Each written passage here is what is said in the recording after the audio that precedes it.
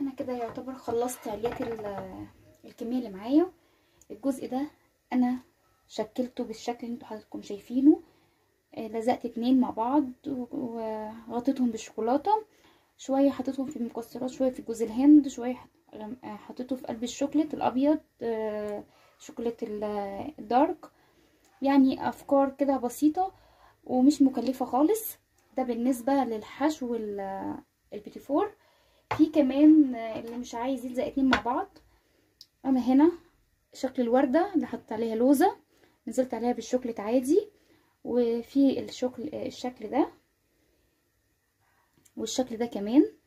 اللي انا حطيتهم في الاول عليهم الكريز، انا حطيت عليه وايت شوكليت مع دارك شوكليت كده على طول، مشيت عليه كده زي ما حضراتكم شايفينه كده اهو.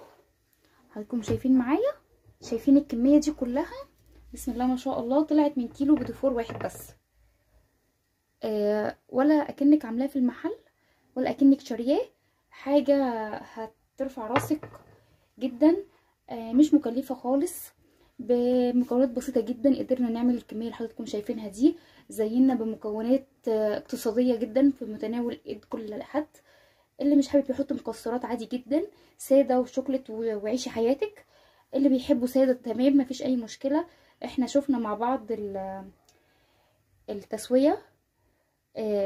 البيتيفورة خفيفة خالص، ماسكة نفسها، مش ناعمة خالص ولا بتتكسر معايا اهي، ناعمة وفي نفس الوقت ماسكة نفسها. اتمنى يكون الفيديو عجبكم.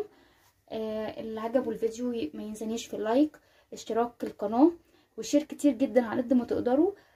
كل سنة وانتم طيبين، يعود عليكم الايام بألف خير. بحبكم في الله. باي باي.